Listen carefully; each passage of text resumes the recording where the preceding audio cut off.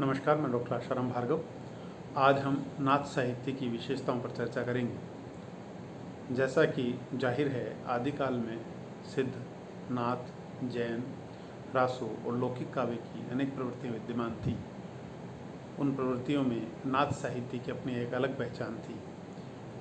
नाथों की उत्पत्ति के संदर्भ में विद्वानों का अलग अलग मत है।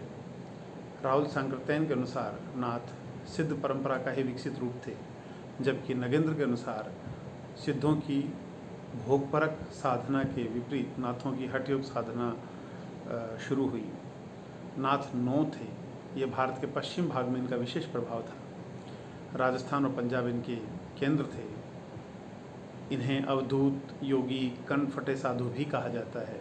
ये 12वीं से 14वीं शताब्दी तक विशेष रूप से प्रभावी थे। गोरखनाथ ने नाथपंथ शुरू किया था।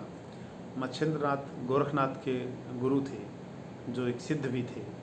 शिव को आदिनाथ मानकर नाथ उनकी उपासना करते हैं। कुछ लोग नाथ पंथ के आदि प्रवर्तक मच्छिंद्रनाथ को मानते हैं, कुछ लोग गोरखनाथ को मानते हैं। 9 नाथों के नाम को लेकर भी विद्वानों में पर्याप्त मतभेद है। गोरक्ष सिद्धांत संग्रह के अनुसार नागार्जुन, जड़ भरत, हरिश्चंद्र, सत्यनाथ, भीमनाथ, गोरखनाथ, चरपटनाथ और जलंधरनाथ मलयार्जुन आदि 9 नाथ थे, जबकि रामकुमार वर्मा के अनुसार 9 नाथ आदिनाथ, मत्स्येंद्रनाथ, गोरखनाथ, गहिनीनाथ, चरपटनाथ, चौरंगीनाथ, ज्वालेंद्रनाथ, भर्तृनाथ और गोपीचंद नाथ थे। ज्ञानदेव स्वयं को जिस नाथ परंपरा को मानते हैं, उनके अनुसार नाथों की परंपरा इस प्रकार थी, जिसमें सबसे पहले आदिनाथ, फिर मत्स्येंद्रनाथ, गोरखनाथ, गेनीनाथ, निवृत्तिनाथ और फिर स्वयं ज्ञानेश्वर। इस प्रकार हम देखते हैं कि 9 नाथों की संख्या को और 9 नाथों की में क्रम को लेकर विद्वानों में काफ़ी मतभेद रहा है। प्रमुख नाथ और उनकी रचनाएं। मत्स्येंद्रनाथ ने ज्ञानकारिका, कुलानंद, अकुल वीर तंत्र और कोल ज्ञान निर्णय आदि ग्रंथों की रचना की। गोरखनाथ ने सबदी, प्राण संकली, 15 तिथि, सप्तवार, ज्ञान तिलक, अभय मात्रा जोग, आत्मबोध, ज्ञान ज्योतिषा, रोमावली आदि अनेक ग्रंथों की रचना की। जलंधरनाथ ने विमुक्त मंजरी ग्रंथ की रचना की। नाथ साहित्य की विशेषताएं। नाथ सिद्धों के विरुद्ध थे। हालांकि सिद्ध साहित्य की अनेक विशेषताओं को लेकर ही नाथ साहित्य आगे बढ़ा भी है, लेकिन सिद्धों की कुछ कमियां थी, या नाथों के अनुसार सिद्धों की कुछ कमियां थी, उनका उन्होंने निषेध करके ही वो आगे बढ़े हैं। नाथ शिव के उपासक थे। ये निवृत्ति मार्गी थे और संन्यास पर बल देते थे। और संन्यास पर बल देने का कारण ये था कि ब्रह्मचर्य पर बल देते थे। इन्होंने इंद्रिय निग्रह पर बल दिया, इंद्रियों के शमन पर जोर देते थे।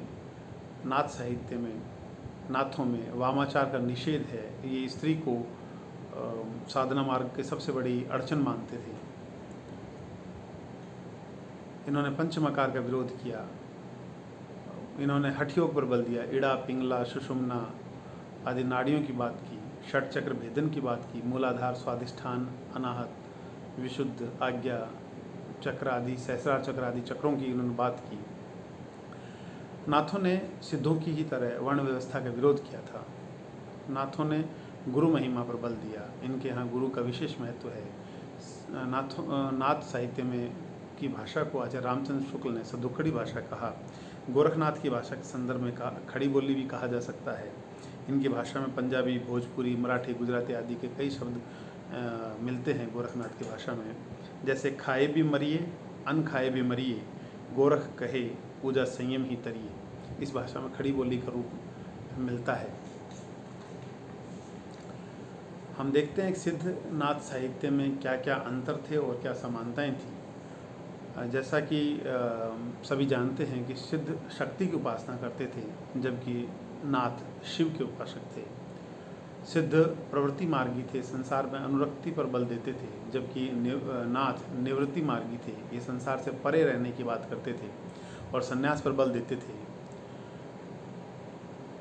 सिद्धों ने महासुखवाद पर बल दिया था, जबकि नाथों ने ब्रह्मचर्य पर बल दिया है।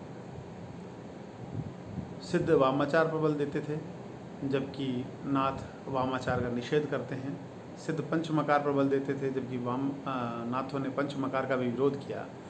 सिद्धों की भाषा संधा है, जबकि नाथों की भाषा में अनेक भाषाओं के शब्द मिलते हैं, इसलिए उनकी भाषा सदुक्कड़ी भाषा मानी गई। और सिद्ध और नाथ में जो समानता थी वह यह थी कि दोनों ने वर्ण व्यवस्था का विरोध किया था, दोनों ने ही कर्मकांडों का विरोध किया था, दोनों ही गुरु महिमा की बात करते हैं। इस प्रकार हम देखते हैं कि आदिकालीन नाथ साहित्य की हिंदी साहित्य के इतिहास में अपनी एक महत्वपूर्ण भूमिका थी। धन्यवाद।